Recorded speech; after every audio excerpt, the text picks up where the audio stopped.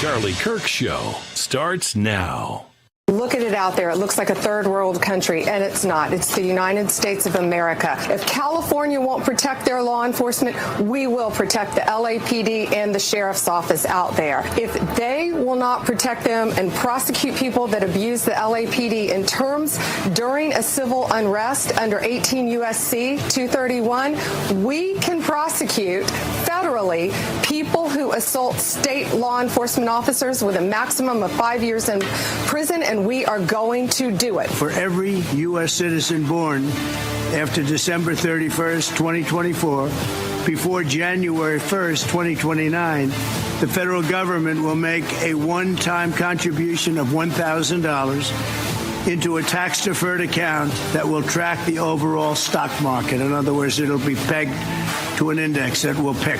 These accounts will be private property controlled by the child's guardians, and in many cases, those guardians will be the parents. They'll be open for additional private contributions each year from family, friends, parents, employers, churches, private foundations, and more. Our ICE agents are there. They're doing their work. They're following through on exactly what President Trump said that he would do, and they're doing it with the backup of the National Guard. The National Guard that has been deployed under Federal 10, which is federal status, which is completely authorized and a status in which can help make America safe again. Do you have a message for Greta Thunberg, and did she come up on your call with the Prime Minister today? Well, she's a strange person. She's a young, angry person. I don't know if it's real anger. It's hard to believe, actually, but I saw what happened.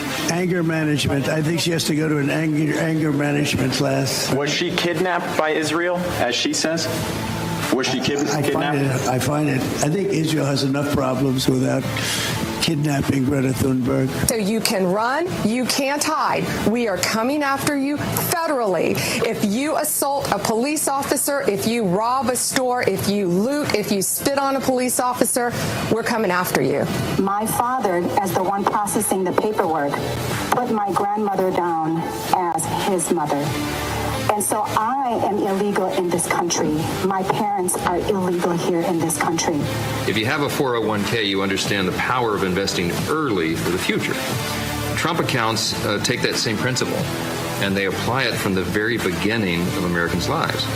It's a bold, transformative policy. So I can tell you just a short time ago, LAPD declared a citywide tactical alert, meaning all of their officers have to stay on shift that night. They typically do that when they anticipate there could be a night of trouble ahead. I want to step out and give you a live look at what we're seeing right now. This is the other side of that federal jail that we were doing live shots at earlier. The guards you're looking at right now, these are federal CBP officers with federalized California National Guard soldiers. They're trying to hold the line in front of this building where there are hundreds upon hundreds of anti-ICE protesters out here. What do you make of the fact that he says you want a civil war on the streets of America? No, it's just the opposite. I don't want a civil war. A civil war would happen if you left it to people like him. He's grossly incompetent. He's an incompetent governor. Look at the job he's doing in California.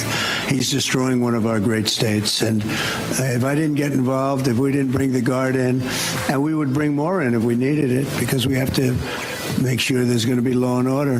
You had a disaster happening. At Turning Point USA, what we are doing every single day is we are dedicating ourselves and our staff and our students and our activists for a full revival of America. Get ready to launch into the future of freedom at the largest student event in the nation. SAS is back. Join thousands of fellow students ready to pioneer a bold new era for America at our Student Action Summit. And we're bringing in the biggest voices in the movement. Featuring Charlie Kirk, Tucker Carlson, Steve Bannon, Dr. Ben Carson, Congresswoman Anna Paulina Luna, Brandon Tatum, James O'Keefe, Benny Johnson, Jack Posobiec, and more. From July 11th through 13th in Tampa, Florida. Register now at SAS2025.com.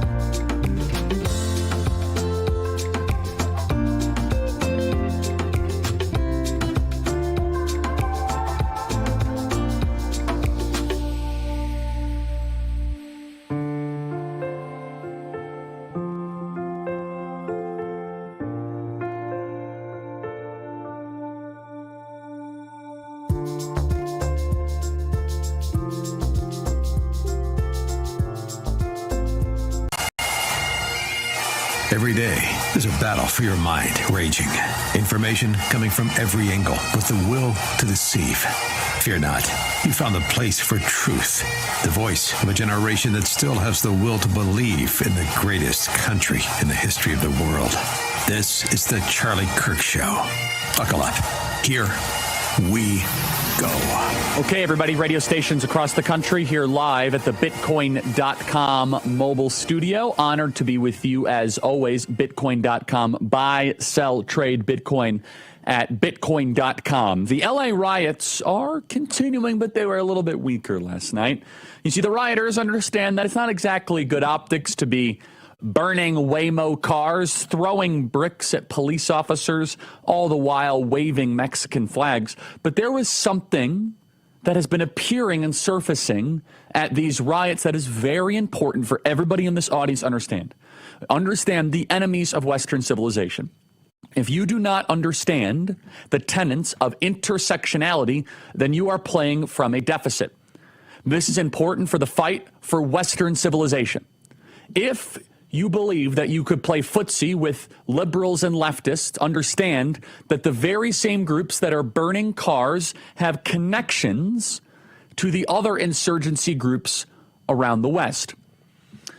I want to begin by telling you about a 1977 statement done by a bunch of black lesbian feminists in Boston.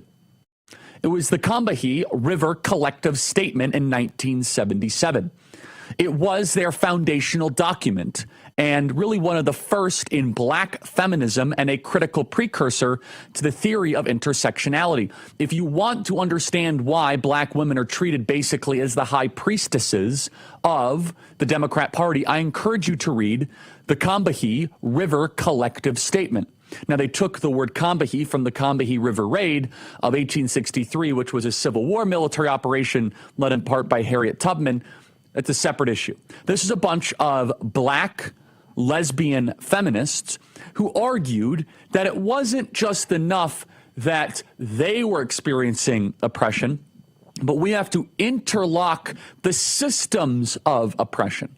You see, the collective argued that black women face simultaneous types of oppression of racism, sexism, classism, and heterosexism, and that they need to create a coalition of the different marginalized groups to rebel against Western structure and Western society.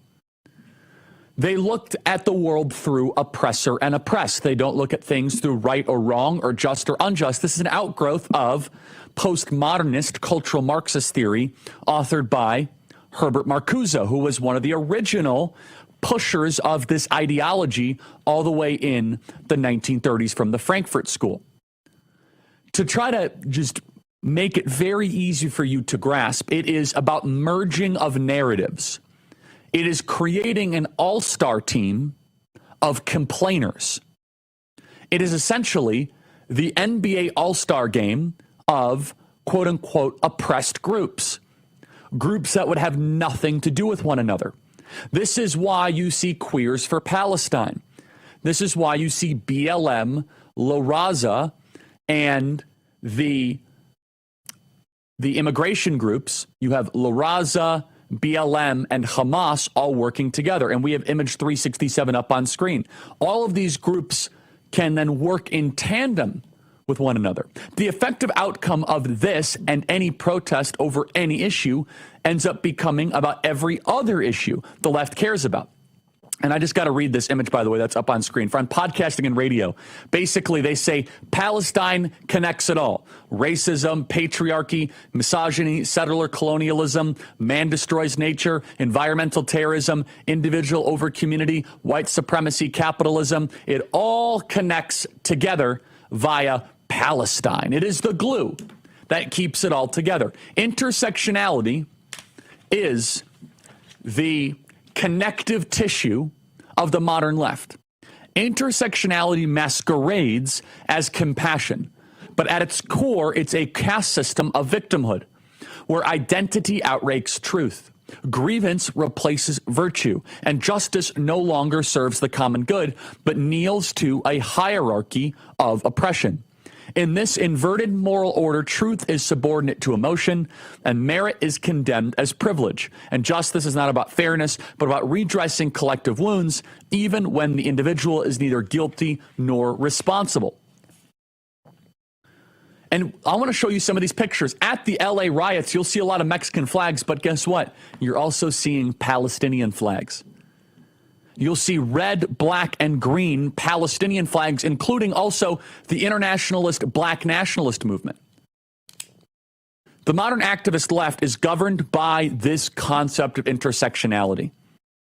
The word was actually coined by Kimberly Crenshaw about 12 years after the Combahee River Collective, the same woman who helped found critical race theory.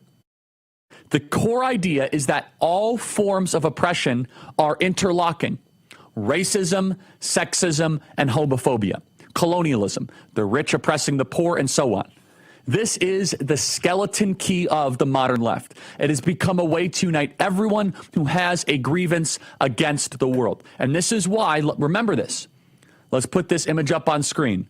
This is why BLM, right after October 7th, was supporting Hamas. Remember this? Black Lives Matter, official organization, with a picture of a hand glider, which of course was used to kill Jews and to kidnap Jews, turning into, quote, I stand with Palestine. What does BLM have to do with Hamas? What does Hamas have to do with La Raza? Everything. It is about the destruction of the Western order. It is a coalition of groups that hate you.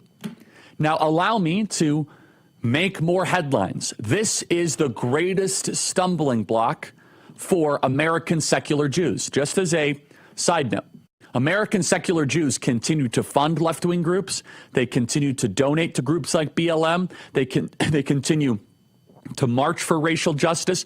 All the while, they're marching alongside people that would murder them and would send them to a concentration camp. Now, many Jews have woken up, like Bill Ackman and many others, but still, the vast majority of American Jews continually are funding this intersectional monster. You cannot be a leftist while also being in lockstep with what is best for Western civilization, including what is Israel. And the number one funder of these groups are American Jews. It's by far the number one funder of radical insurgency left-wing groups have been American Jews.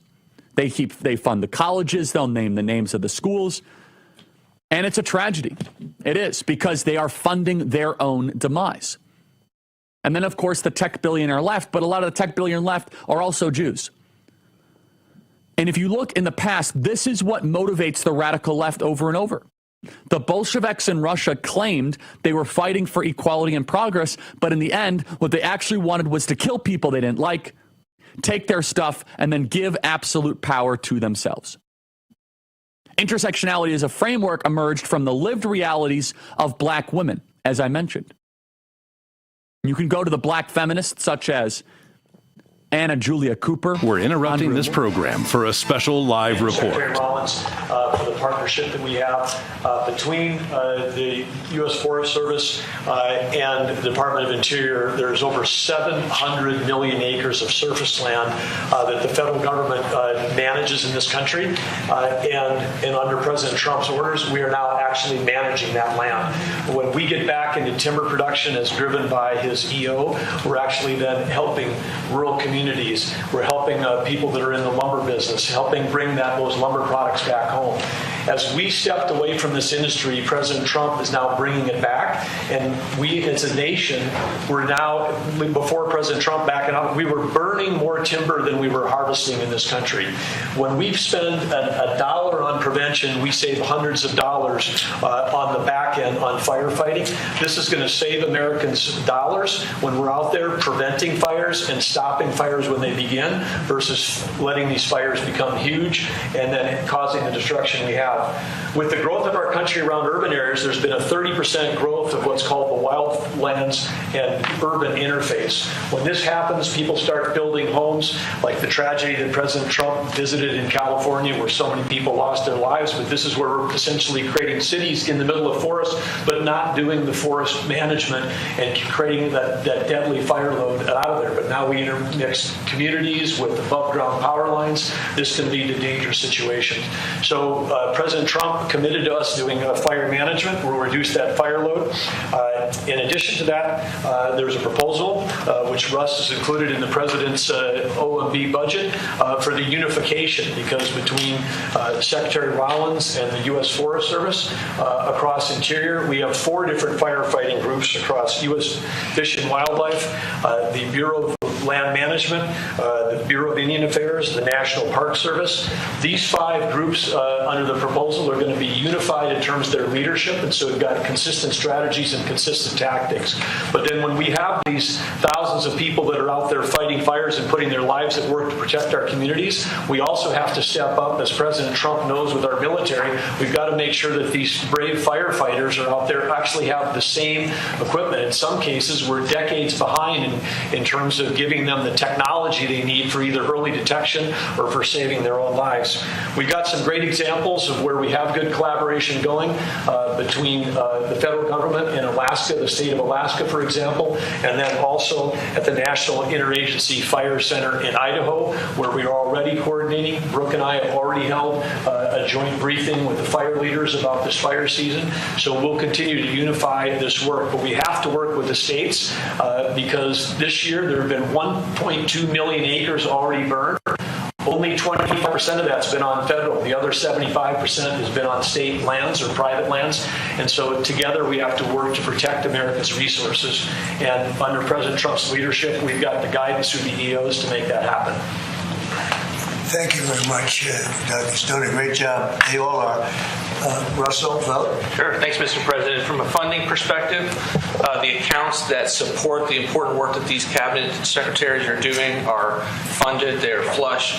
The main one, the Disaster Relief Fund, has $13 billion. It's projected to get us all the way into the end of the fiscal year. So we're in a very good place. And the President has personally been a steward of the taxpayer resources on every one of the expenses that the states have come in for to put us in the position where we are ready for this season.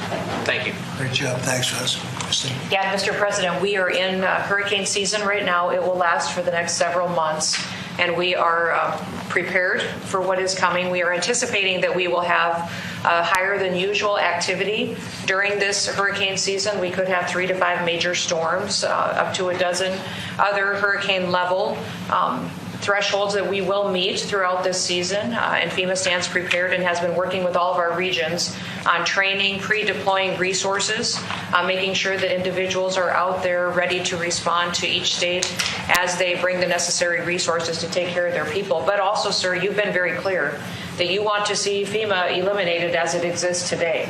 So I'm preparing all of these governors that they will have more control over the decisions on how they respond to their communities so that it can help it happen faster, that they can pre-deploy resources and help coordinate on communication as well. So while we are running this hurricane season, making sure that we have pre-staged and worked with the regions that are traditionally hit in these areas, we're also building communication and mutual aid agreements among states to respond to each other so that they can stand on their own 2 feet with the federal government coming in catastrophic circumstances with funding. But we all know from the past that FEMA has failed thousands, if not millions of people. And President Trump does not want to see that continue into the future. So this agency fundamentally needs to go away as it exists. And we need to have a response to states that supports them when terrible things come and when the worst day of their lives happens, to where the financial resources are there, but they have decision-making power right there in the state to respond. So the next several months, we expect it to be high activity, and the federal government is here to support the people of the United States with President Trump's leadership. While he's doing that, he's also going to make sure that they're better set up for the future so that they have the ability to really take care of their families when a crisis or a terrible storm does hit. We've got many governors that just recently had terrible, tragic losses from tornadoes, from other events that went through their states. And FEMA was extremely responsive, and they've all been very happy. I think, Mr. President, you even spoke to one of those governors this morning, who is very happy, and the Missouri governor as well, who is very happy. As soon as something happens in their state, I'm in direct communication with the governors to make sure they have what they need, but also making sure that they have the ability to make decisions to respond to the people that live in their states.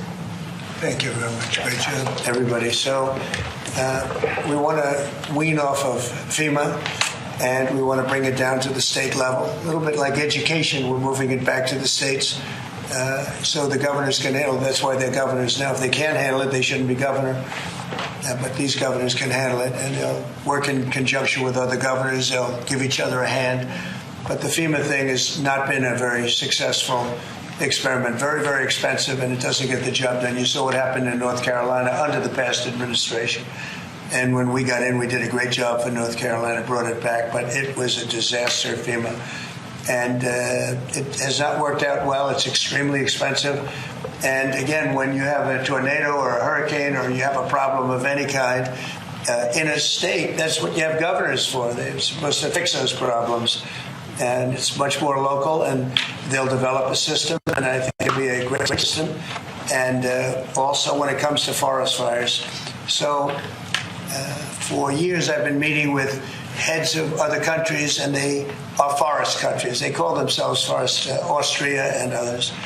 And they say, we're a forest nation, we live in a forest, and they don't have forest fires. And in one case, he said, our trees are much more flammable than California, but we don't have forest fires because we clean the floor, we sweep the floor of leaves, of dead debris, of trees that fall, because after 18 months, a tree is it's like tinder wood, and it goes up, it virtually explodes. Well, we don't take the trees out. California is a disaster, what they've done in California. They don't do anything. And if you did, you almost would not have forest fires. And you could say in theory, you shouldn't have any forest fires. And we spend billions and billions of dollars a year because people don't clean the forests. And we're going to clean the forests. We're going to start cleaning them. We're going to get rid of dead wood. The environmentalists say, oh, no, let it regenerate. It doesn't regenerate. It just sits there and it usually catches fire. And we're going to have a whole new system, and it's called forest management. And if you look at some of these countries in Europe and other places that literally live in forests, very flammable forests, and they don't have problems. And they call me, they don't even know how it's possible that we can have the fires that we have. And the people behind me know that very well, and we're going to start working on that system. And we're going to save a lot of trees. We're also going to cut down trees and replant new trees. And that whole industry is going to be growing because we don't need the help of anybody. We have just about more, or as much, but more than almost anybody else in terms of lumber and wood. So we're going to be doing some great work having to do with forest fires. It's going to start effective, really, it started a few months ago, and it's forest management. And Doug, I think you're really the head of that. Interiors, I guess you're the largest landlord perhaps anywhere in the world. I understand that's a nice position. You may want to just give a few words on the cleaning of the floor of the forests. Well, happy to do that. And of course, as President Trump had said, yes, between Interior and Forest Service, it was just part of the USDA, 700 million acres of surface area. Much of that is in forest land. That is a tremendous resource. It's part of America's balance sheet. When we let it burn, then we actually have to spend money coming through FEMA and other places. So we spend taxpayer dollars cleaning up a mess that could have been prevented. Under President Trump, when we get back into the timber business, which up to 30 years ago, we were one of the great timber producers in the world. The communities thrived in these rural communities. We had lumber mills, we had manufacturing, we had furniture makers in this country. All of that went away when we stopped harvesting our own timber. And today we import about as much timber as we used to harvest ourselves. If we can get back in the timber business, that can help on the balance of trade, reduce imports from foreign countries, and have American jobs. But to make that all happen, again, under President Trump's leadership, we have to get back in the timber business and get back in the game. And when we do that, we have to make sure that we're doing prevention, not just fighting fires after they all get out of control. And so again, working with OMB and others to make sure that we've got the budget for doing the prevention work and the forest management up front reduces the expense and the cost on the back end of fighting these massive fires. But again, coordinating across all of our 5 different major firefighting groups today, it's like having 5 generals in the field. They may have different strategies and different tactics. They even have different pay levels. Brooke and I are working to make sure that regardless of which service and branch that you're in, that you're going to have a similar pay, that we're going to have everybody equipped with the right technology to protect them when they're out in the field. Just basic stuff that they don't have today that we were giving our military 20 years ago in terms of and then using technology to be able to identify fires when they first start. I mean, with infrared, satellite, drones, I mean, there's technology where we can pick out a fire when it just barely begins and it costs us nothing to put it out versus when it scales up and becomes these massive fires that endanger communities, lives, and our firefighters. So President Trump, of course, has got a common sense strategy. He's empowering all of the leadership that's standing up here today for us to go get this job done. It's going to get America back in the timber business. We're going to put out fires when they're small and as opposed to when we can't control them when they're large. And we're going to have revenue coming into the federal government from those timber sales as opposed to in those timber leases to the private companies as opposed to revenue going out through FEMA after the fact when we're cleaning up a mess. So the whole thing makes complete sense. And Brooke and I and Christy and Russ, we're all excited to go out and implement the President's vision. And we have some of the best timber anywhere in the world, and we don't use it. We freed it up. Lee Zeldin's done an incredible job in that regard from environmental restrictions that are ridiculous. And a lot of it's been freed up. The rest of it's being freed up. Some areas will continue to protect, but we're going to be freeing up most of it. And again, we have some of the best in the world. And when I hear you say that we lost more in fires than we produce is so crazy because we shouldn't lose very much at all. I could say we shouldn't lose any if it was perfect, but it should not be ever like what we've seen. We're sending billions of dollars to California all the time because obviously in California they are not doing a good job in any way, shape, or form, any other thing either. So with that, I'm heading to Fort Bragg right now. I think the helicopter's landing as we speak. But if you want, we'll take a few questions. Mr. President, will you invoke the Insurrection Act to deal with the situation in California? If there's an insurrection, I would certainly invoke it. We'll see. But I can tell you last night was terrible. The night before that was terrible. We have, as you've seen, it was on most of your networks, people with big, heavy hammers pounding the concrete and pounding curbs, pounding it, breaking up, and handing these big chunks of concrete to people. And they were taking that concrete, going up on bridges and dropping it into the roof of a car. They were throwing it at our police. They were throwing it at our soldiers that are there. And we got it stopped, and we have them in custody right now. Look, if we didn't get involved, right now, Los Angeles would be burning, just like it was burning a number of months ago with all the houses that were lost. Los Angeles right now would be on fire, and we have it in great shape. We're not playing around. How will you determine whether or not there is an insurrection? Well, you take a look at what's happening. I mean, I could tell you there were certain areas of Los Angeles that you could have called it an insurrection. It was terrible. But these are paid insurrectionists. These are paid troublemakers. They get money. And when you take a look at what they do, where they show up, and everyone's saying, what's he doing? He's pounding the curbs. This one guy's pounding the curb, breaking the curb, and handing big pieces of granite. In some cases, it's granite and concrete to other people. And they're running out with it. And then we watch the other people, and they try and throw it into the face of the soldiers, throw it into the face of the police, and they hurt some people very badly. They go up on bridges, they drop it down on the cars as the cars are moving. They're not breaking the curb because they're doing a demolition service. They're breaking it to hand out to people as a weapon. It's bad stuff. I've never seen that before. Mr. President, how soon do you want to see FEMA eliminated? And what's your message to the governors about how much more of an expense is going to fall to states? Yeah, well, it's not going to be so much to states. We're going to give out less money. We're going to give it out directly. It'll be from the president's office. We'll have somebody here. Could be Homeland Security, but we're going to give it out through a method where it's given out. As an example, I just gave out $71 million to a certain state. They were looking to do about 120. They were very happy with the 71 million. We did a little cutting, and they were very happy with it. So we're going to do it much differently.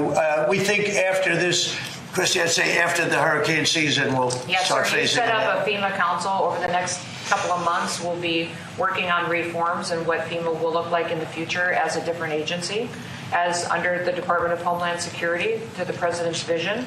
And it will empower governors to go out and respond to emergency situations. And that what the president does best is to make sure that the taxpayers are only fulfilling the need to which is appropriate, and that people are responsible to respond to their own people closest to home. So it's if a certain state, as an example, gets hit by a hurricane or tornado, that's what a governor should be able to handle it. And frankly, if they can handle it, the aftermath, then maybe they shouldn't be governor. And Mr. President, when is the last time you spoke with Governor Newsom?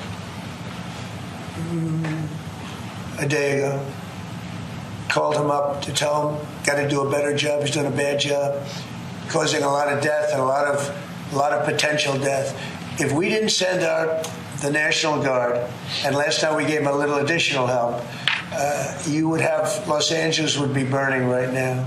Los Angeles would be not a lot different than what you saw take place in California and Los Angeles just a little while ago.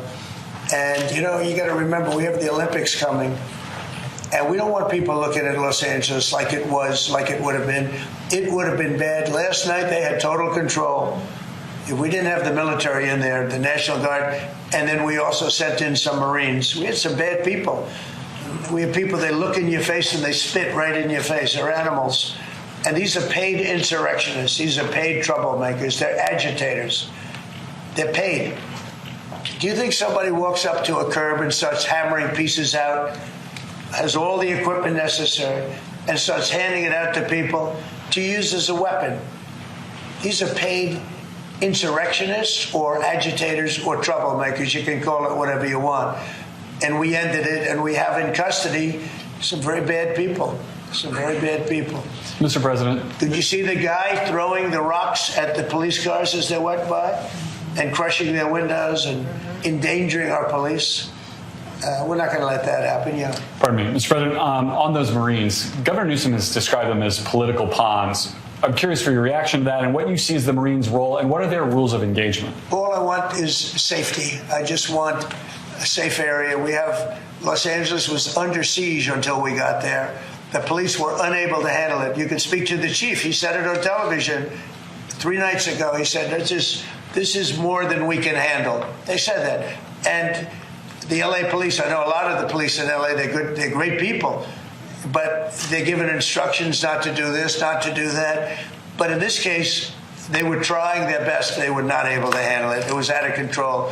When we got there, and you have to remember, I've been here before, and I went right by every rule, and I waited for governors to say, send in the National Guard. They wouldn't do it. They wouldn't do it, and they just wouldn't do it. It kept going on and on.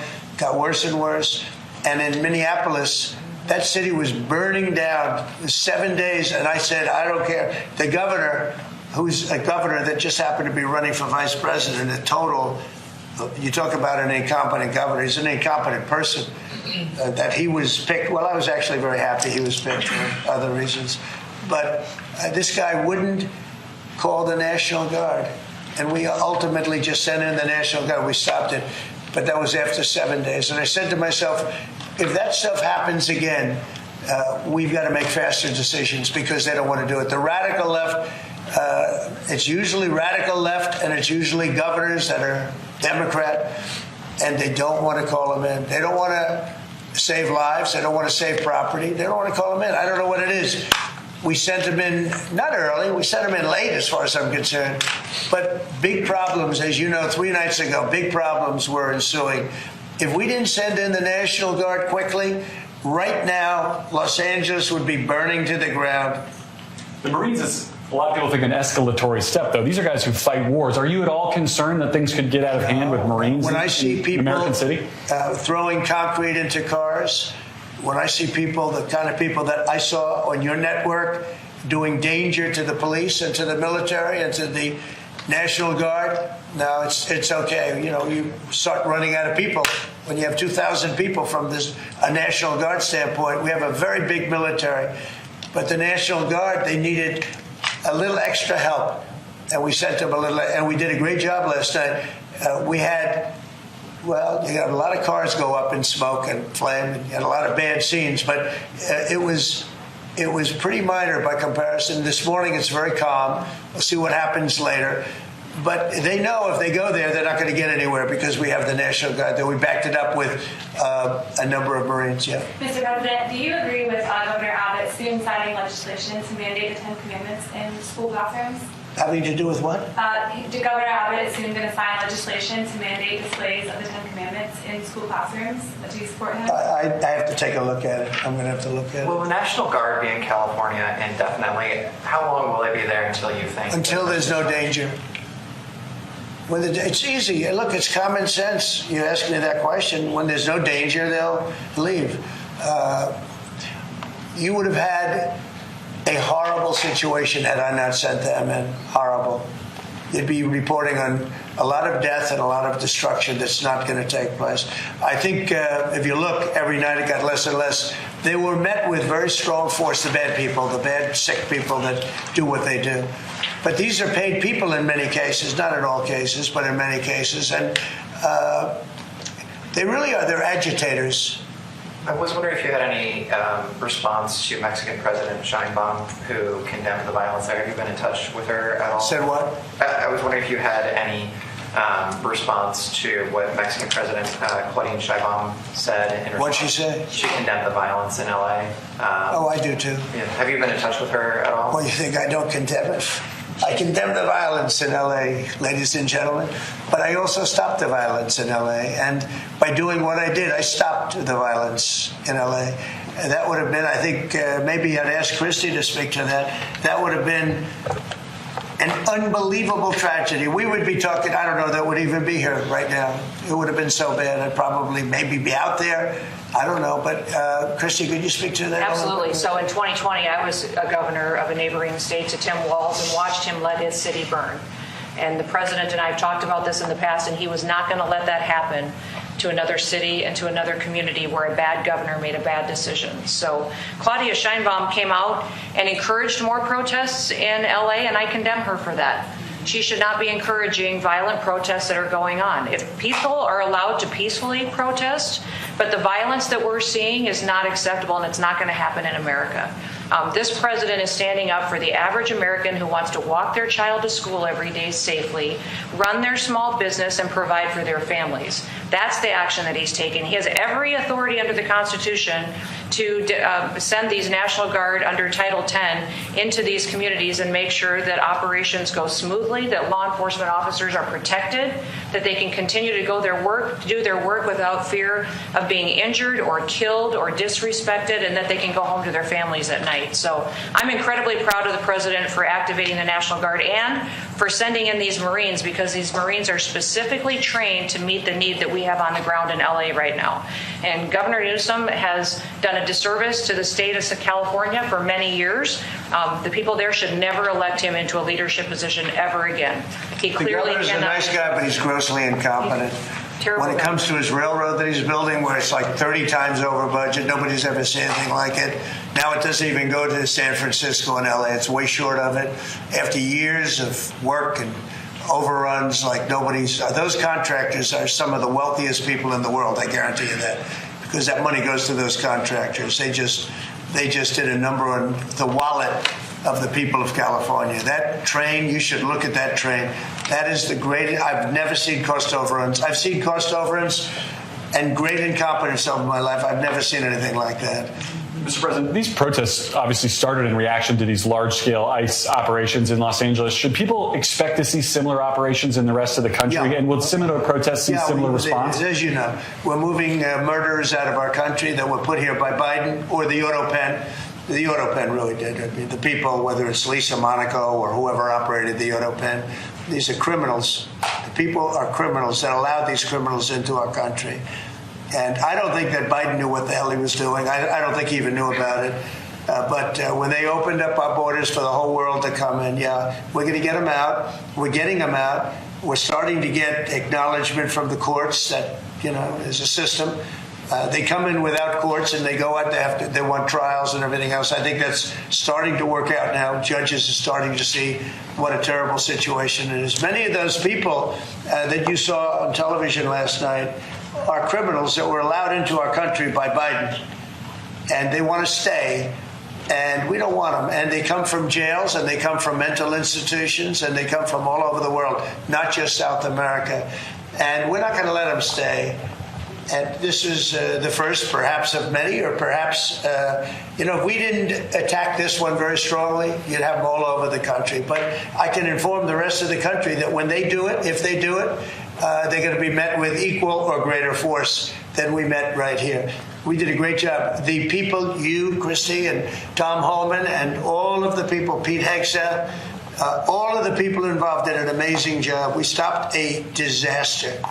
And it looks like a planned disaster, this didn't just happen. They had weapons, they had tools, they had everything you needed.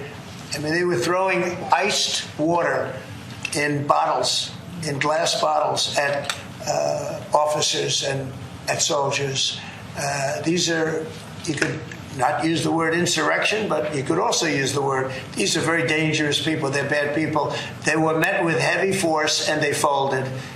And they may be there a little bit tonight, they may be there a little bit, but it seems to be getting less and less because they're going there and they're met with a very heavy force. And if they weren't, you would have that city right now would be on fire. It would be burning down. The rest of it, what's left over, because the other fire was started because they wouldn't allow water into LA. They wouldn't allow water into California because they had it all shifted out to the Pacific Ocean. And I turned it around. And I told them to do it in my first term, and they didn't do it. We had COVID, and they didn't do it. And I told them to do it. We did it in the second. Now we have billions of gallons of water flowing down. But Newsom should have done this. He's an incompetent man and an incompetent governor. Okay, any other questions? Mr. President, any message to adversaries as the Army kicks off 250-year birthday celebration? I just think it's amazing. We're going to have a fantastic June 14th parade, Flag Day. It's going to be an amazing day. We have tanks, we have planes, we have all sorts of things. And I think it's going to be great. We're going to celebrate our country for a change. Recently, as you know, with World War II, the victory of World War II, I called up France and they were celebrating the victory. Well, we helped them a lot, as you know. I don't have to get into that. But I called up other countries. They're all celebrating the victory. We're the only country that didn't celebrate the victory. And we're the one that won the war. Okay, if it wasn't for us, that war, you would be speaking German right now, okay? We won the war, and you might be speaking Japanese too. I mean, you might be speaking a combination of both. We won the war, and we're the only country that didn't celebrate it. And we're going to be celebrating big on Saturday. We're going to have a lot of, and if there's any protester that wants to come out, they will be met with very big force. By the way, for those people that want to protest, they're going to be met with very big force. And I haven't even heard about a protest, but, this is people that hate our country, but they will be met with very heavy force. Mr. President, one last question. Thank you very much, everybody. Thank you, press. Let's move out. Thank you, guys. Thank you, Thank you, guys. Thank you. And those were some remarks by President Donald J. Trump from the Oval Office prior to his departure for Fort Bragg later today. We'll keep you up to date on all the latest. We now return to Charlie Kirk. This has been a live special report. We now join our programming already in progress. 45 seconds. What are the biggest concerns facing the agency, and how can the audience help? Charlie, I think that the vilification of our law enforcement is incredibly concerning. If you see an ICE officer, if you see a CBP officer, thank them for the hard work they're doing. These gutter politicians really are working overtime to demonize them and vilify them. And please call your congressman, call your senator, and let's get that big, beautiful bill passed, because it is essential for securing our border and getting these arrest numbers of illegal immigrants up. Tricia, thank you so much. Talk to you soon. Really appreciate it. Thank you. Thank you. Let's go to zfactor.com. Zfactor is great. Let's go right now. You've tried counting sheep, warm glasses of milk, even those meditation apps, but now it's time to stop trying and start sleeping. Z-Factor from Relief Factor and offers a real solution for sleepless nights. It helps relax your mind so you could fall asleep quicker, and then helps you sleep soundly through the night. Call 1-800-4RELIEF. That is 1-800-4RELIEF. Go to relieffactor.com. That is relieffactor.com. Again, to get better sleep, Z-Factor is 100% drug-free. So you guys can check it out right now at relieffactor.com. That is relieffactor.com. You'll pay $19.95 for a 30-day supply, and that's 46% in savings. Z-Factor is 100% drug-free. So check it out right now at relieffactor.com. That is relieffactor.com. 1-800-4RELIEF. Z-Factor from Relief Factor offers a real solution for sleepless nights. So take a look at it right now at relieffactor.com. That is relieffactor.com. Email us, as always, freedom@charliekirk.com, and subscribe to our podcast. That is the Charlie Kirk Show podcast page. Again, subscribe to our podcast, give us a 5-star review, and text some episodes to your friends. We deeply appreciate that. The podcast is doing very, very well right now. Let's see how we are doing in the charts. We are right now number 7 in Apple News, and the second largest conservative podcast out there. So give us a subscribe. We'll be right back.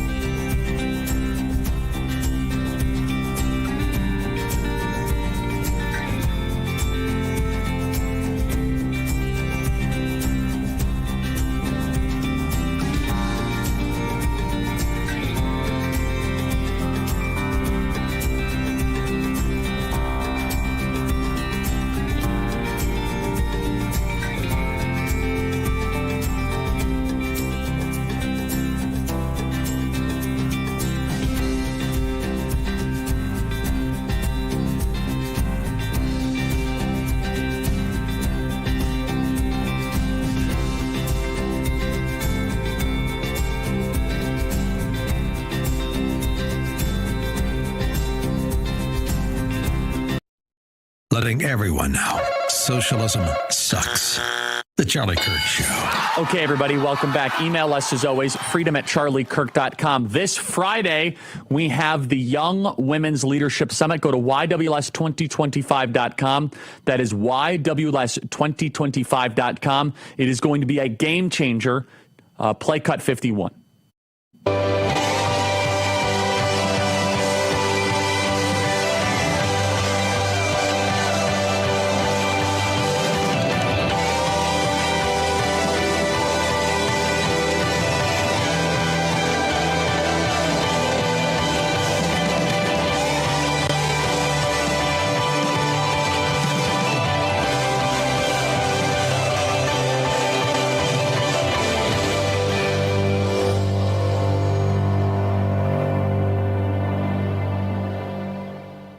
That is YWLS2025.com. That is YWLS2025.com. The biggest speakers in the movement.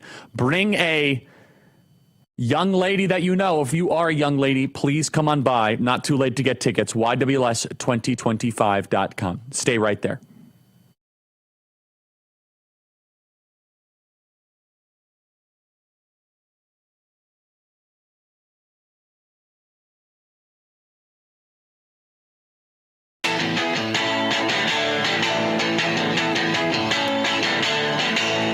Welcome back, everybody. History, economics, the great works of literature. Did you study these things in school? Probably not. Or even if you did, maybe it's time for an enjoyable refresher. Hillsdale College is offering more than 40 free online courses, including their newest course on totalitarian novels. In this 8-lecture course, you'll learn from Hillsdale College President Larry Yard as he goes in depth on 4 novels: 1984, Brave New World, Darkness at Noon, and That Hideous Strength. Even though these novels were written in the 1930s and 40s, they are highly relevant today as they show what a tyrannical government does to human nature. Go to charlieforhillsdale.com, and maybe when you read these books a long time ago in school, maybe you heard others read about them, and they seem a little intimidating. Let Hillsdale College help you make the most of them. There's no cost, and it's easy to get started. That's charlieforhillsdale.com to register. CHARLIE for Hillsdale.com. Charlie4Hillsdale.com. America's greatest college. Charlieforhillsdale.com. The DNC has a problem. They have elevated a narcissistic, entitled, do-nothing, accomplish-nothing, little twerp brat as the vice chair of their entire party. Now, what has Mr. Hogg ever done? No, seriously, did Mr. Hogg ever start like a group like Turning Point USA? Has he ever hired anybody? Did he have payroll? I'm glad. I mean this with no sarcasm. And what happened? He survived the shooting at Marjorie Stoneman Douglas School. Okay, I'm glad he did. So did Kyle Kashuv and many others. What is the reason you are the vice chair of the DNC? Because you're kind of like a young, uppity, sarcastic man? Is that why you're the head of the DNC? So they have a major problem. They have elevated chief narcissist David Hogg. No, I really want to know this. What has he ever done to warrant this position? And they might say, Charlie, what have you ever done? Actually, quite a lot. I have 1,000 employees. We raise over $100 million a year, like a fair amount. We have 400,000 donors. Like, there's something here. What has he done? Well, apparently, we could not have asked for a better poison pill, a better insurgent than David Hogg. This is let me get his title right. This is DN Chair Ken Martin, who broke down on an audio call to Vice Chair David Hogg. Oh, this is just so good. Get your Kleenex ready. Play cut 386.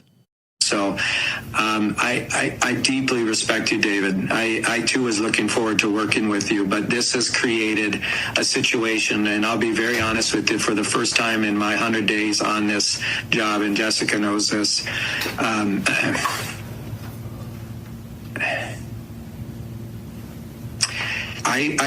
the other night I said to myself for the first time, I don't know if I want to do this anymore. And partly not because of the stress and all the naysayers, right? I'm used to that. I've spent 14 years as a chair. I'm used to getting beat up on. But, this is really everything, from this election, this credentials report, and how Malcolm's been treated in this, to, the fact the election itself, how Shasti and Gina were treated in this. I'm just quite frustrated to be in this position. My goodness, what a beautifully accurate picture of the Democrat man. Hyper emotional. You know what he should be saying? Listen, you little brat. You want to hang around? I will pull your parking pass. I will pull your fob.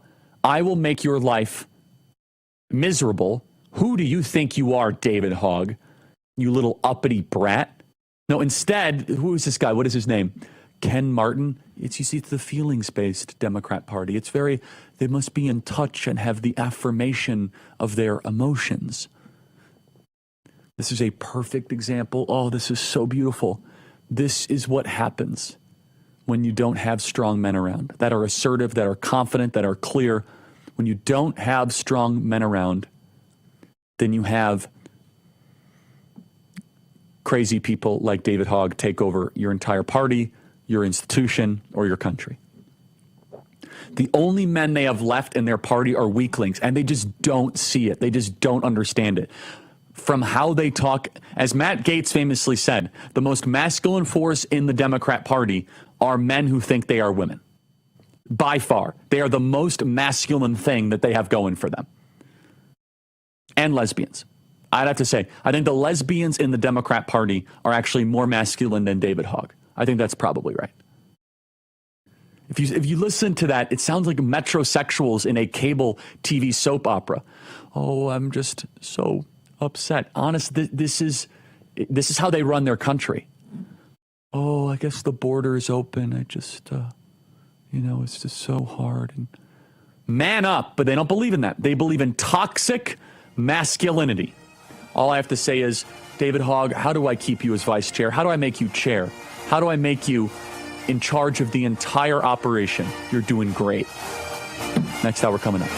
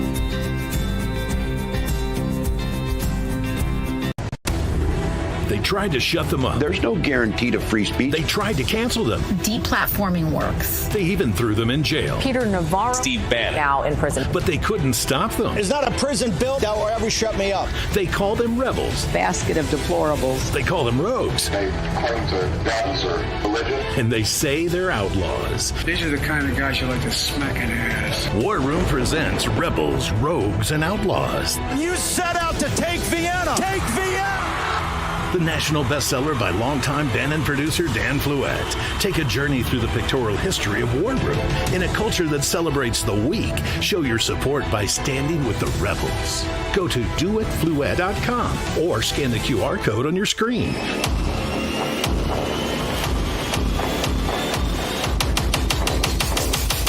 Use the code RAV20 for 20% off your order. Stand with the rebels and never back down.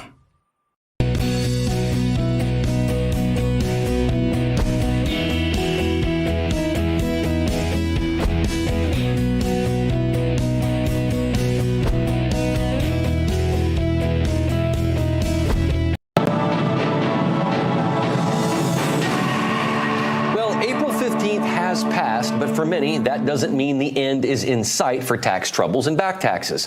The IRS can be aggressive, so many viewers may need to seek help. Joining me now is Cameron Kinsey of Tax Network USA. Cameron, so great to be with you again. Tell us why it's so important to use a professional tax service like Tax Network USA. Yeah, well, thank you so much for having me on, Bo. It's good to see you. And yeah, the IRS has unlimited resources. Their job is basically to collect. It's not to be fair in these instances. And most Americans really don't know their rights going into this. They don't know how to properly push back against the IRS. And that's really where Tax Network USA comes in. We step in. We have a team of CPAs. We have licensed attorneys, people who really just know the tax code inside and out to help you and negotiate maybe favorable payment plans if needed, but we negotiate directly with the IRS so you don't have to deal with them yourself. We understand how to protect you from the aggressive enforcement that we've seen in the past. So someone, Cameron, has a lot of tax debt and they put this off and off and off. Obviously, that's not good advice. So what advice would you give someone who's got that type of debt and they put it off for a long time? Yeah, I mean, I would just say don't ignore the problem any longer. Ignoring this tax debt, specifically ignoring those letters in the mail, maybe you've received calls or threats, ignoring the filing deadline really only makes things worse. And so the IRS is actually counting on you to make those mistakes because then the penalties will stack up later. So the longer that you wait, the increased penalties that you'll have. But the good news is that if you have a professional service like Tax Network USA in your corner, we help clients reduce liability. We set you up on a favorable, manageable payment plan for you and stop collections before they escalate. So you do have options. That is the good news, but timing really is everything in this case. Yeah, I'll admit, Cameron, I'm a bit of a procrastinator sometimes when it comes to things that I don't really want to deal with, but this is one you should absolutely not procrastinate with, it sounds like. What sort of documentation and information will taxpayers need to provide to defend against aggressive IRS tactics when seeking tax relief? Yeah, I always tell everybody just to bring everything to be safe. Tax returns, W-2s, 1099s, IRS notices that you may have received in the mail too, proof of income and expenses. Really, this just gives us a better picture of the complexity of your case. The more information that we have up front, the faster we can build a strong case for you and intervene before the IRS really just takes further action against you. So from there, our team handles the strategy. If you want to, you can call us. It's a free consultation before we get things moving. But after that is when you would want to provide that necessary documentation. And we do have a 10% off going on right now for the month of June for all of our services. But from there, our team handles the strategy and communication moving forward. So you don't have to. You just have to take that first step with the documentation. And once they take that first step, Cameron, you've got a process here that has to unfold. How long does that process typically take? I know that it's not always the same for everybody, depending on their level of debt and other elements. But from initial consultation to the resolution of the tax issues, what generally would that be? When can people expect to see that relief?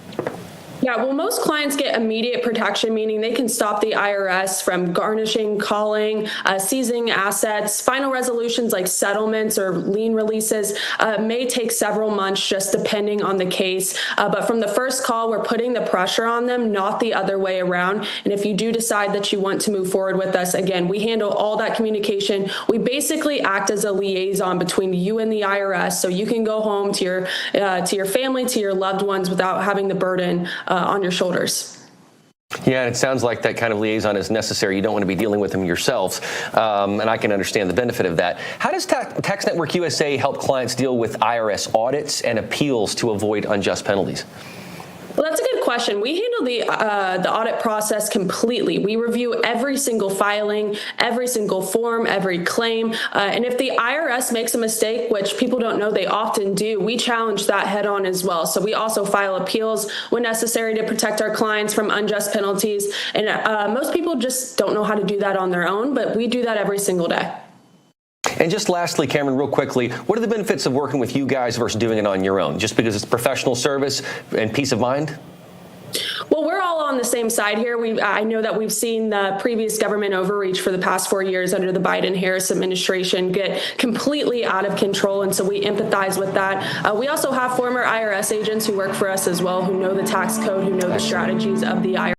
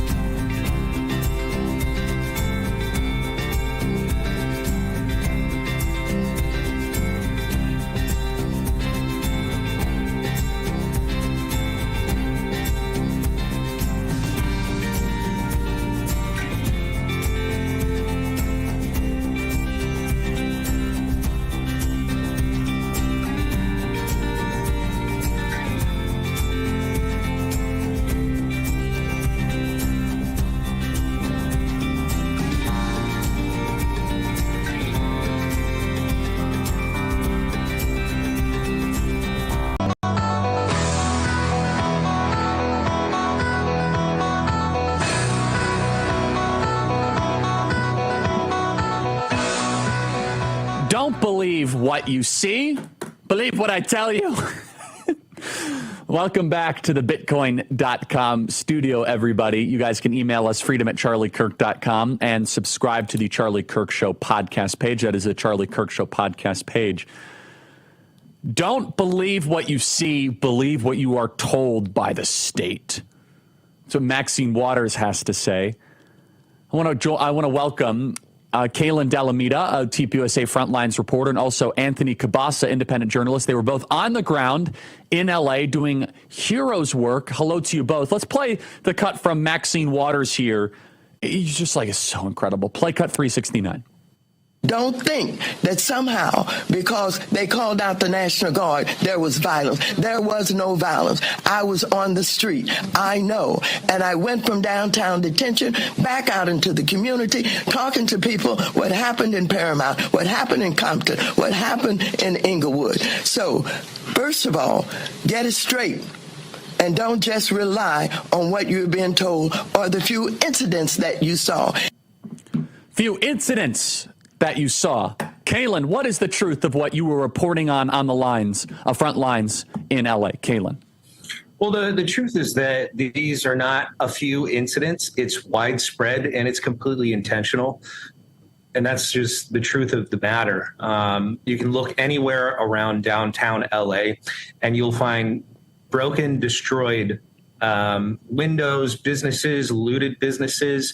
They destroyed Waymos. They've destroyed countless number of cop cars. We've seen that footage of people throwing cinder blocks and other things at those police cars that were on the freeway, the 101.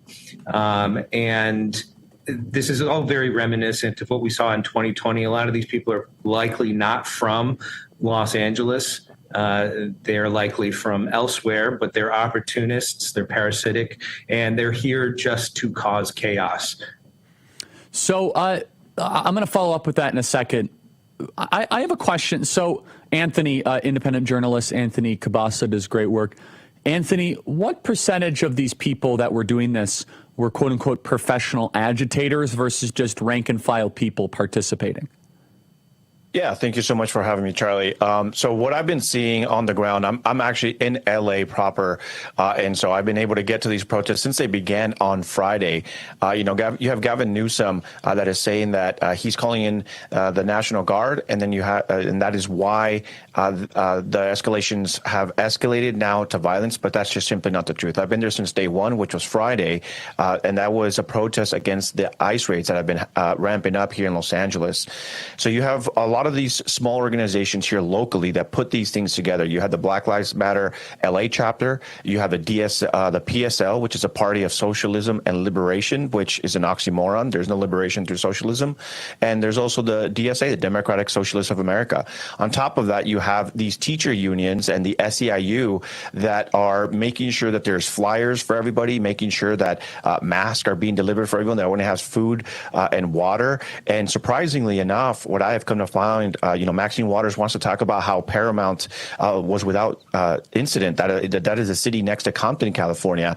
I actually exclusively posted a video that I found of a pallet of bricks conveniently located to where ICE agents were setting up to go out and raid. It was actually a setup for them. It was a staging area for them to go out into multiple cities. But then a local city councilman, and a lot of people don't know this, it was a local city councilman that just so happened to be around that location, saw a DHS agent car go inside of the staging area. He put out a video saying DHS is getting ready to raid this Home Depot because the staging area was set in front of a Home Depot. And that's when people started to come and attack the DHS agents, was because of this city council member that made this video saying, guys are getting ready, be ready, make sure you come out here and protest peacefully. But of course, we know that led to violence. So, Kaylin, you've seen a lot of these type of demonstrations. What, if anything, was there like a command and control type operation? And walk us through some of the more graphic elements of what you witnessed on the ground. Right. So, as far as command and control, I think a lot of that is, I'm speculating, is going to be on any internal comms. But what I've seen, since participating in covering these events, such as what we saw in 2020 also. A lot of the same formations. You have a lot of the same sort of agitative individuals up front in front of police officers, just continually hurling insults, things that are racist, things that are absolutely disgusting to these law enforcement officers. And then you'll have people sort of behind that will continually throw things and continually push forward until law enforcement has to start using less lethal weapons to get these people to back off.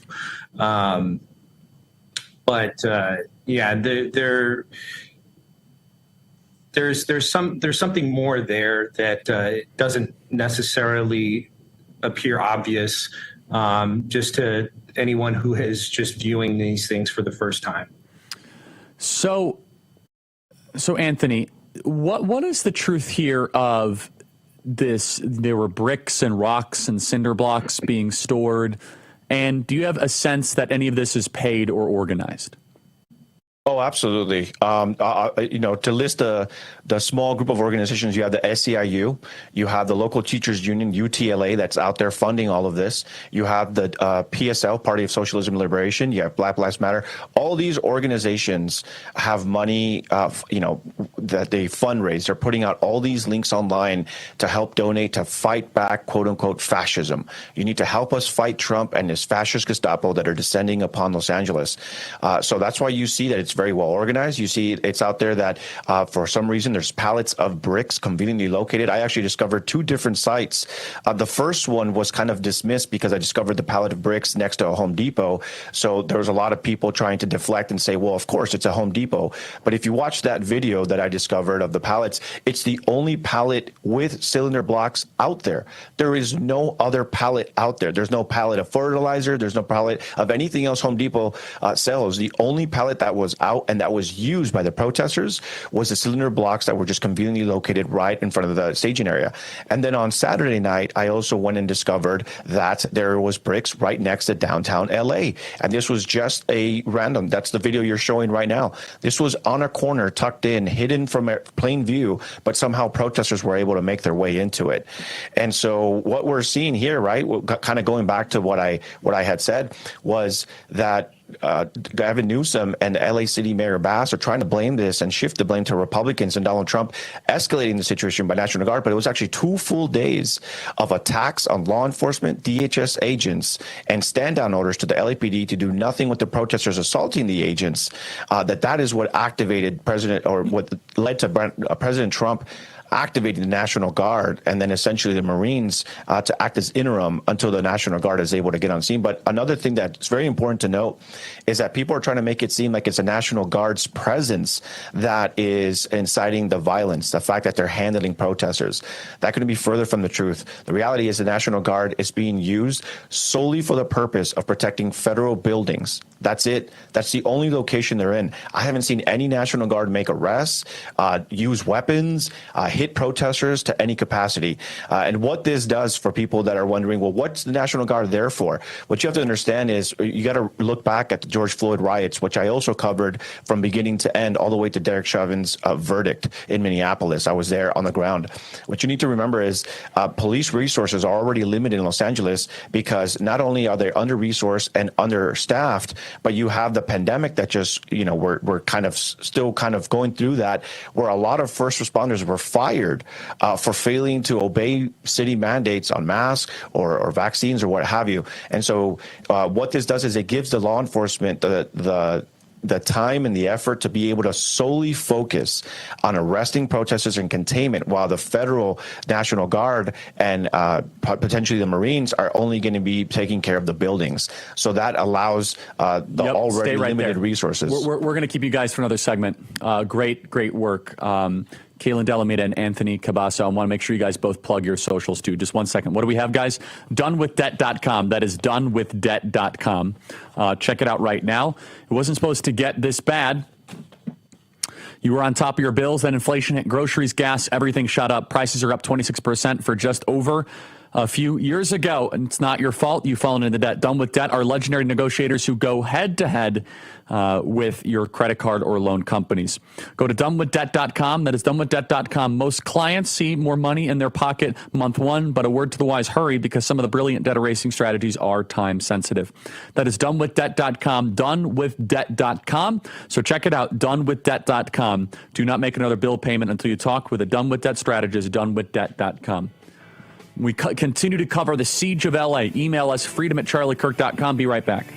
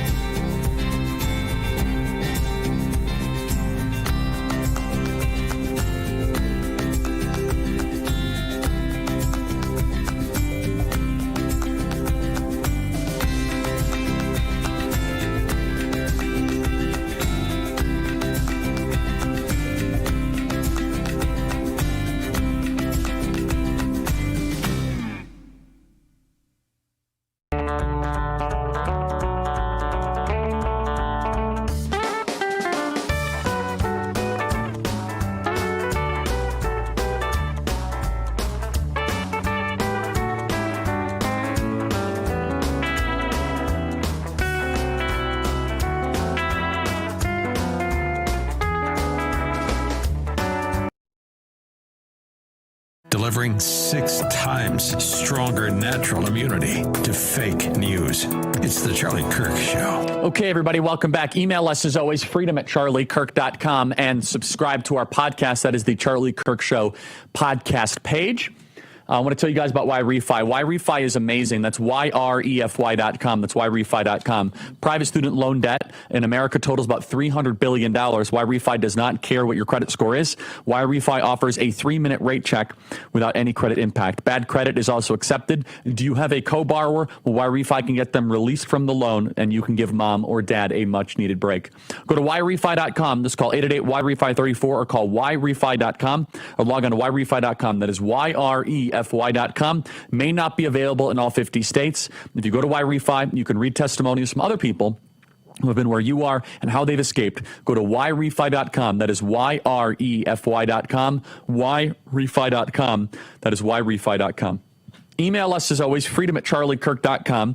And make sure you guys subscribe to the Charlie Kirk Show podcast. If you want to hear all of our episodes at any time. That is the Charlie Kirk Show podcast page, Apple Podcast, Spotify. Check it out, Charlie Kirk Show podcast page. Be right back.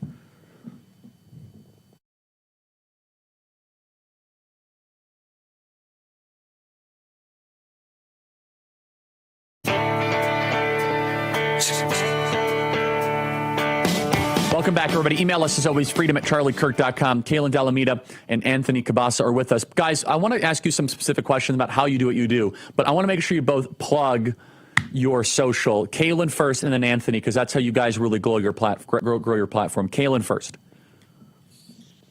Thanks, Charlie. So you can follow me on X or Instagram at From Kaylin. That's FROMKALEN. Really, it's just a matter of being brave and staying out there, knowing what to look for and what to watch out for when you're on the ground, because in a lot of ways you're watching out for these agitators. You don't know who they are. They're extremely unpredictable and violent. And so you're watching out for them. Then you're also trying to make sure that you're not going to be mistaken for one of them while you're covering what's going on.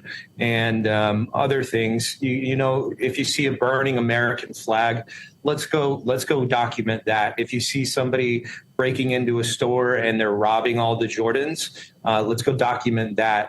If you see them screaming and hurling insults or throwing things, or you find a pile of bricks or anything like that, there are certain things that we need to document in order to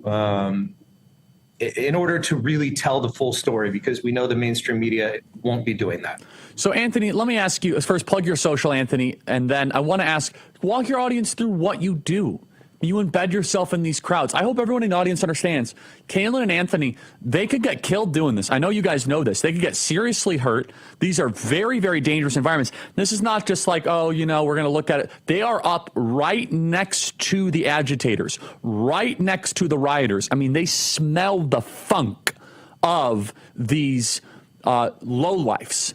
Anthony, plug your social and tell us about that. I think the audience needs to develop an appreciation of the grittiness and the balls that you guys have. Anthony.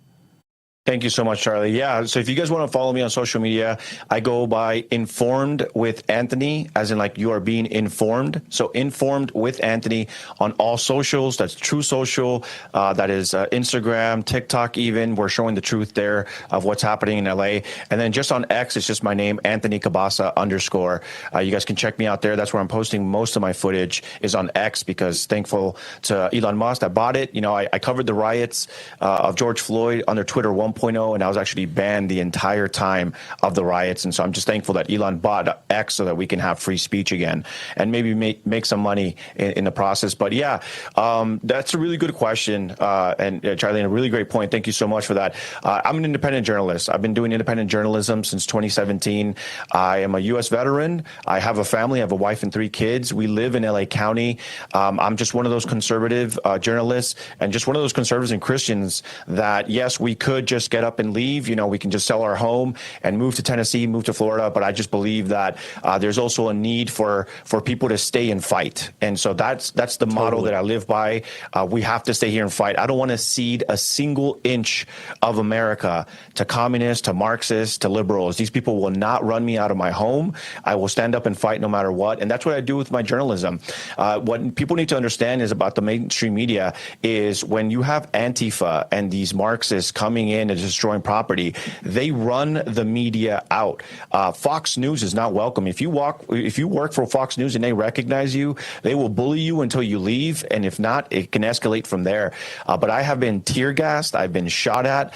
You know, it's part of the work. I actually have, believe it or not, emails from ACLU and other left-wing kind of law firms that are begging me to join their lawsuits against Donald Trump and the federal government because I'm an independent journalist recording. But look, it's as a veteran myself, I understand getting in the thick of it. I understand that it's kind of like guerrilla warfare style journalism. We don't have these fancy cameras worth thousands where we can just zoom in. We don't have a helicopter to zoom in via a camera like most of the news do. We have to get in there. And sometimes, yes, we get hit by police with rubber bullets or ricochets, whatever it might be. I've been tear gassed way too many times. I actually have developed a system with my wife that the moment I come in, I head straight to the garage. I'm not allowed inside the home smelling like funk. So we kind of have to, do that stuff out on the outdoor. But yeah, I'm very supported by all my audience members. I've got about 200,000 on Instagram. A lot of people have been donating to my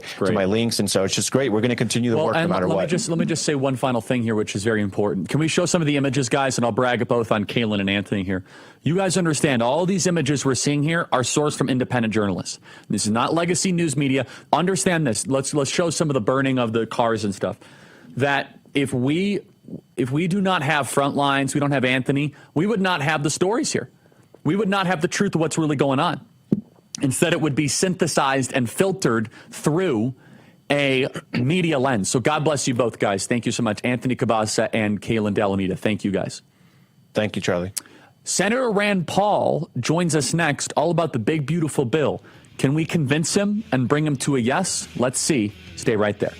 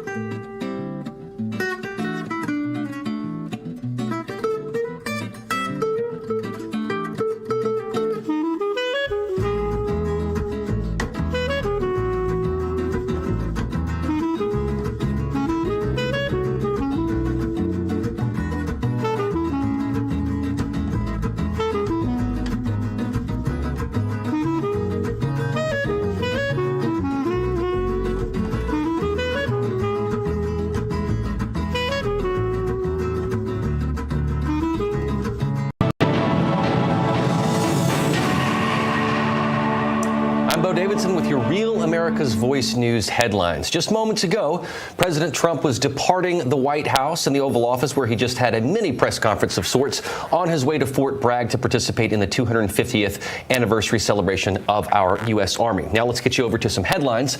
The leader of the radical Islamist terror group Al-Qaeda in the Arab Peninsula, whose name is Saad bin Atef al-Awlaki, has called for the assassination of President Trump, Vice President J.D. Vance, Elon Musk, Secretary of State Marco Rubio, and others in the administration. Let's take a look. نقول لهم جميعا الثأر الثأر لا تشاوروا أحدا في قتل الأمريكان الكفرة ولتكن همتكم كبيرة وقائمة استهدافاتكم مؤثرة فدونكم عتاة الأرض وأكابر مجرميها فهذا ترامب ونائبه وهذا مستشاره وداعمه ماليا وإداريا وتقنيا إيلون ماسك وهذان وزيرا خارجيته ودفاعه وأهلوهم أجمعين وكل من يمت لساسة البيت الأبيض بصلة أو قرابة. As you can see in the video that is subtitled, Al-Awlaki calls for the 4.5 million Muslims in America to go after the, quote, scum of the earth infidels, and then shows photos. He also states that they should not consult anyone about killing Americans. Meanwhile, anti-ICE rioters in Los Angeles have been spitting upon and burning the American flag, throwing broken cinder blocks and frozen water bottles at law enforcement, burning vehicles, and chanting expletives against President Trump. Meanwhile, the flying of the Mexican flag, other Latin American countries' flags, and even the Palestinian flag have become symbols of the LA anti-ICE riots. The LAPD Central Division stated that an unlawful assembly has been declared for the downtown LA area. And also, the feud between President Trump and California Governor Gavin Newsom continues to worsen as the riots continue rocking L.A. Newsom has sued the Trump administration after Trump sent the National Guard to L.A. to help stop the protest against ICE operations. Newsom said Trump is putting fuel to the fire, and sending in the state National Guard without consulting the governor is illegal and immoral. And in other news, the DOJ has charged another Chinese researcher with smuggling biological materials into the U.S. Now we take you back to Charlie Kirk.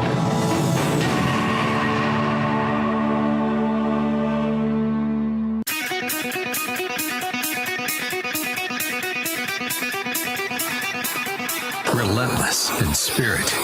You're listening to The Charlie Kirk Show. Okay, everybody, welcome back. Really excited for this conversation. We're here live at the Bitcoin.com studio. That is the Bitcoin.com studio. Joining us now is an old friend and a great patriot. We might not agree on everything, but boy, he is incredibly principled, and for that, I deeply admire him. It is Senator Rand Paul from the great state of Kentucky. Senator, great to see you today. Thank you for the time. Hey, Charlie. Thanks for having me.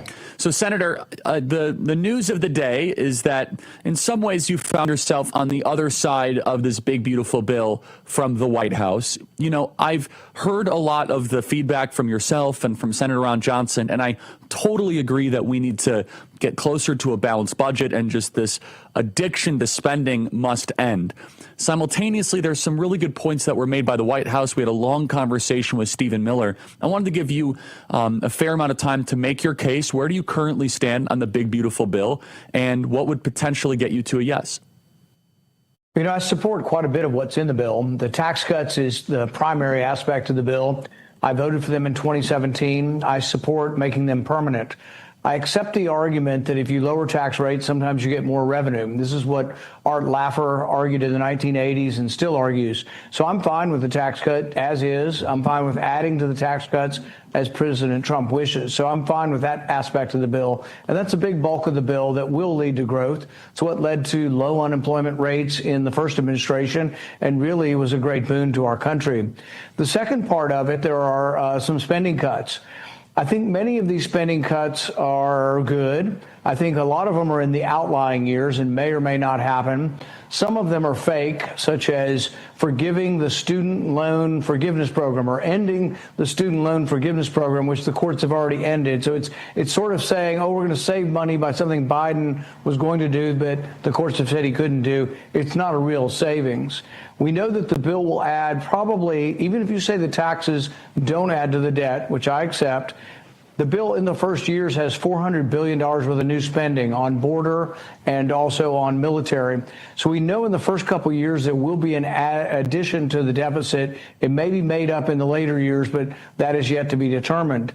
But none of that really is my objection to the bill. Those are minor things, and I actually could vote for it as is, even as imperfect as it is. I could vote for it, but I can't vote to raise the debt ceiling $5 trillion. And the reason is this. The debt this year is going to be over $2 trillion, $2.2 trillion. And people say, oh, that's Biden's fault. Well, it was Biden's fault until March of this year when the Republicans, not me, but most of the Republicans voted to continue the Biden spending levels in a continuing resolution in March of 2025. That's what we live under now are the GOP spending levels, minus me and a few others. So that year ends at the end of September. The debt will be $2.2 trillion this year. That's all on the Republicans. If Republicans also vote to extend the debt ceiling by $5 trillion, then really we lose the power of the argument in our moral standing in saying this is a bunch of Democrat problems. Democrats are deficit and spend, big spenders. It's not Republicans if the deficit now is completely owned by Republicans. So I've offered the opposite. I have said that rather than give Congress, which is reckless with spending and has no good history other than adding $36 trillion to the debt, don't give them a debt ceiling that lasts 2 years. Don't give them $5 trillion worth because they will spend it and they will borrow it. Give them 3 months worth. So I've offered this as an amendment, and I would accept it and vote for it if it were part of the bill. 3 months is an extraordinary amount, though. $500 billion. And you say, well, it's inconvenient to keep voting on it. Well, yeah, it's also inconvenient to borrow $36 trillion and have $1 trillion in interest. So I'd make them address the issue.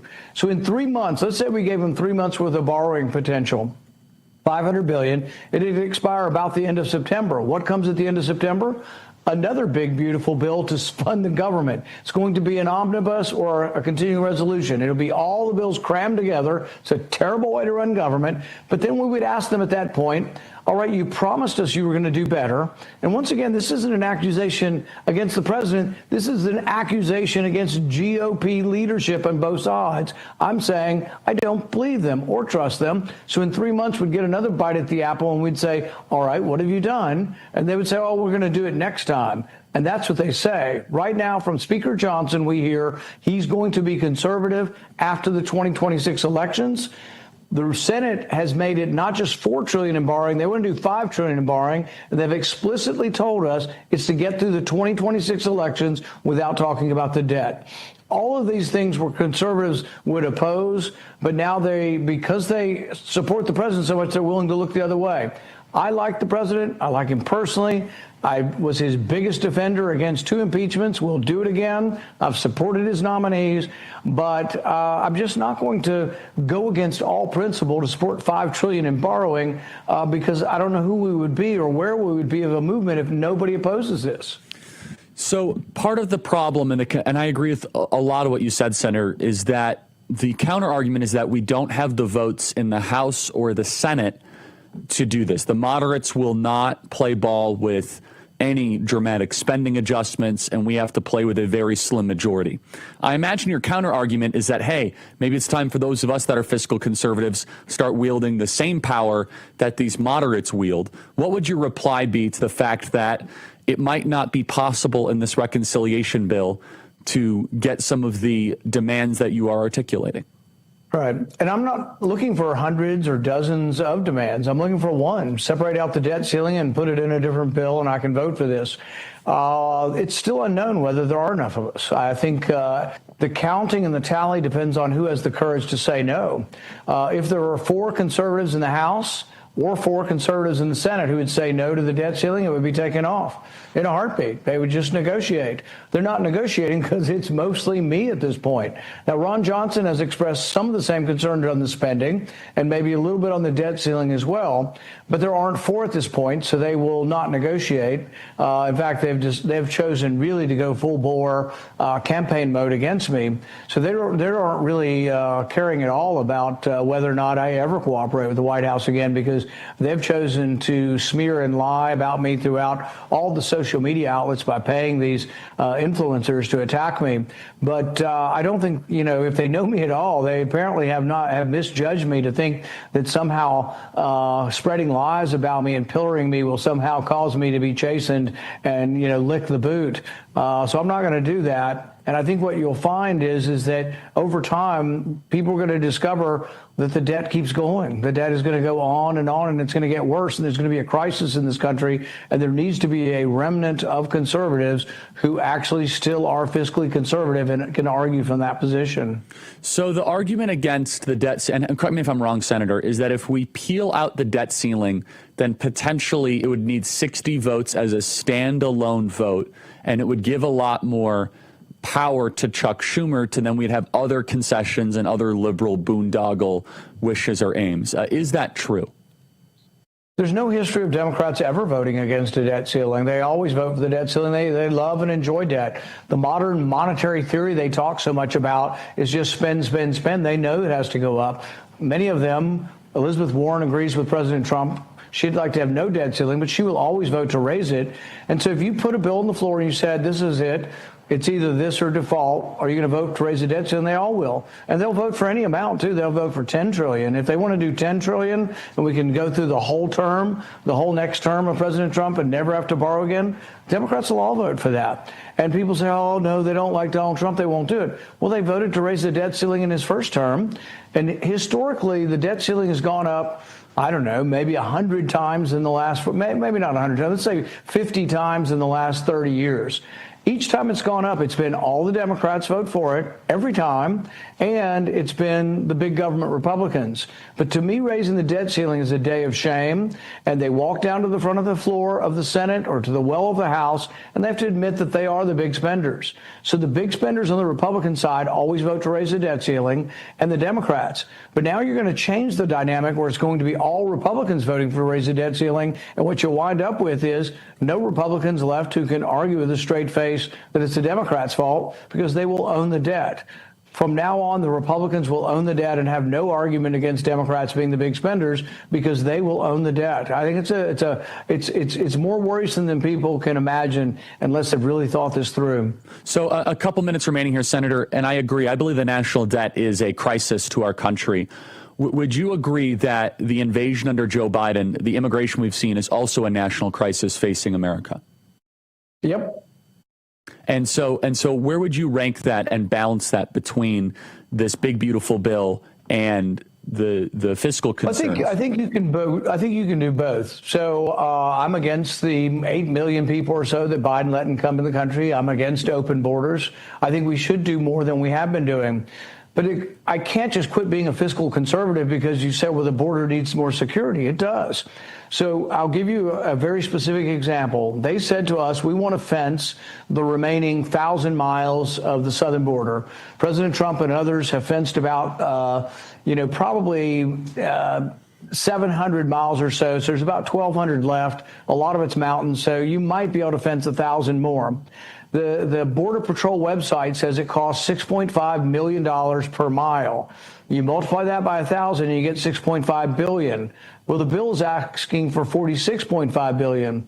So what are they going to do? Build a wall between us and Canada, too? I mean, you ought to at least have to justify your numbers. There's been no justification. Everybody says, you're not the president. Be quiet. We didn't elect you. All this crazy stuff on the internet. And it's like, well, somebody shouldn't push back and do the math and say, well, it doesn't add up. You want $46 billion, and we're getting $6.5 billion on this thing.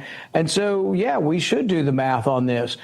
They want to hire 8,000 new agents.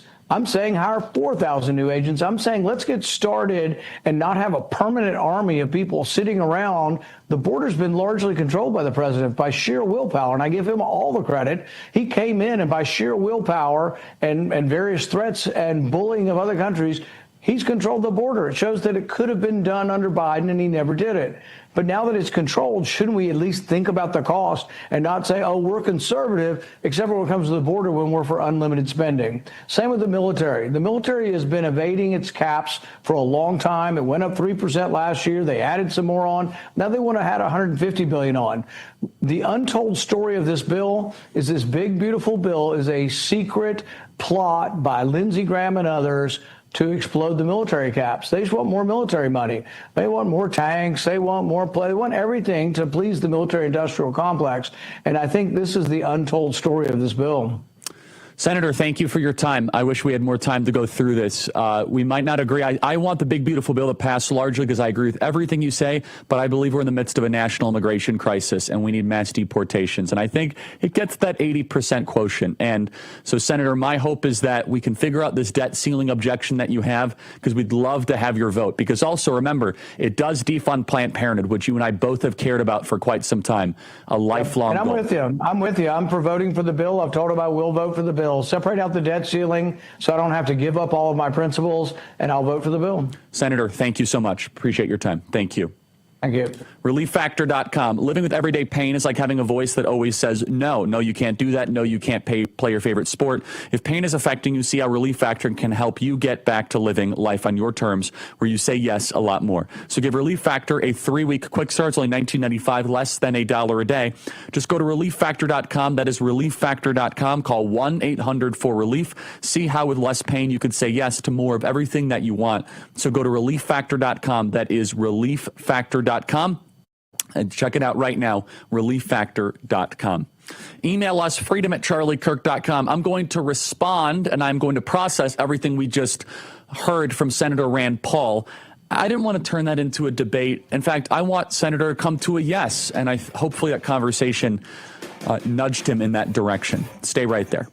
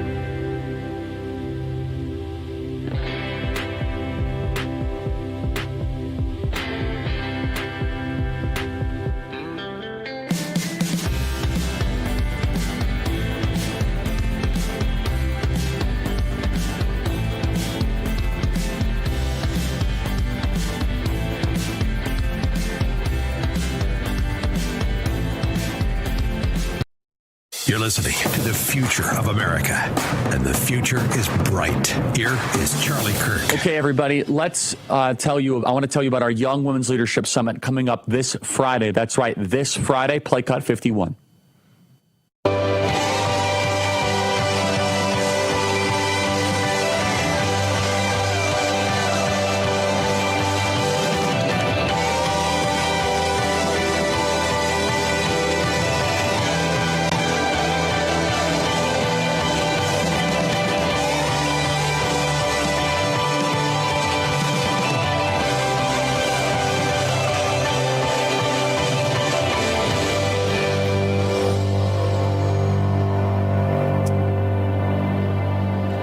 That is YWLS2025.com, the Young Women's Leadership Summit coming up this Friday in Dallas, Texas.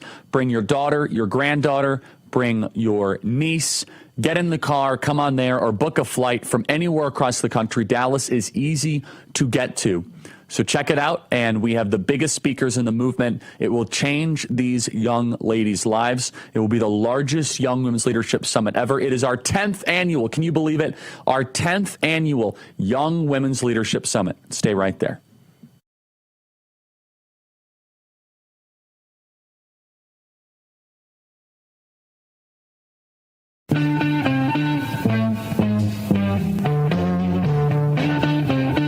Okay, I want to tell you guys about the Herzog Foundation. Are you rethinking your child's educational path, wondering if their current school truly supports your family's values? Well, you are not alone, and the Herzog Foundation is here to help.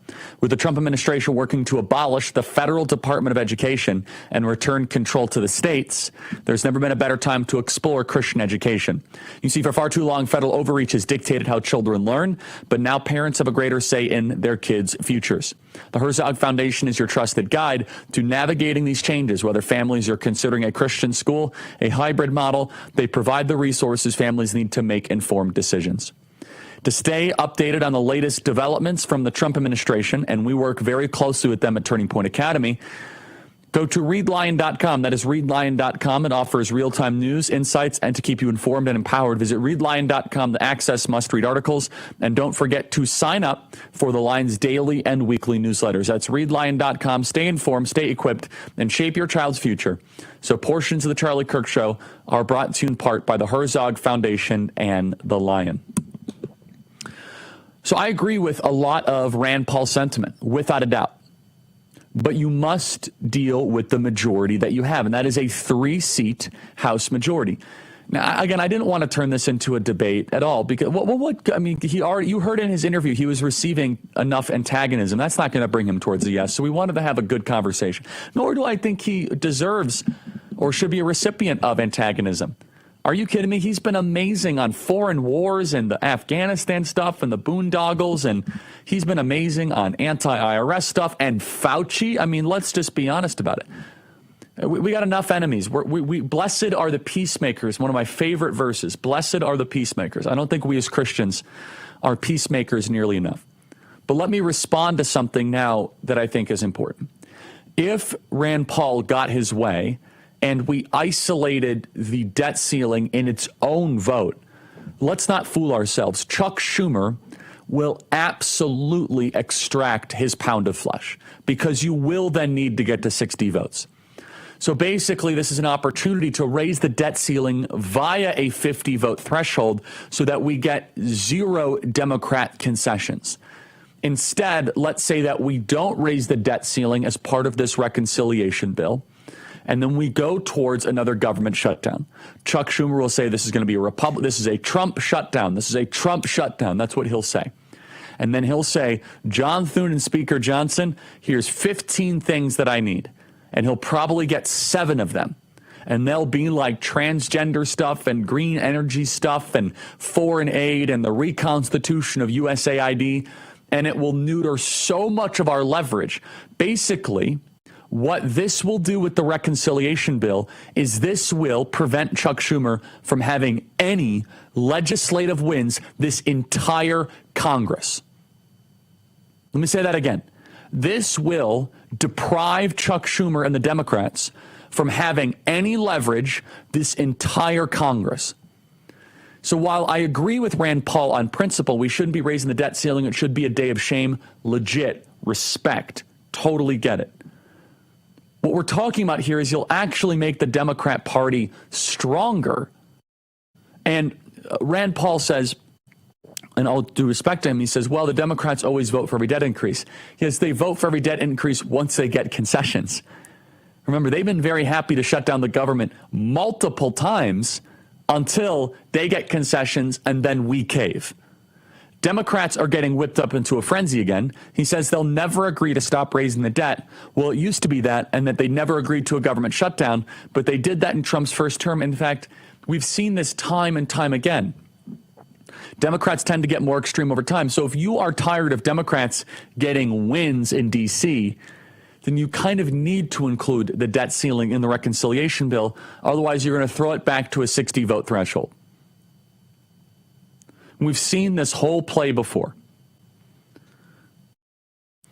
And I want to just repeat one other point here. And there's a lot on the border that I do want to respond to, which is it's not even worth it.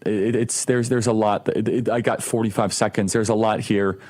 CBP spends months analyzing the terrain to develop this calculation, which includes motion sensors, monitoring systems, video systems, underground electric cables, anti-tunnel systems, paving entirely new roads, and et cetera.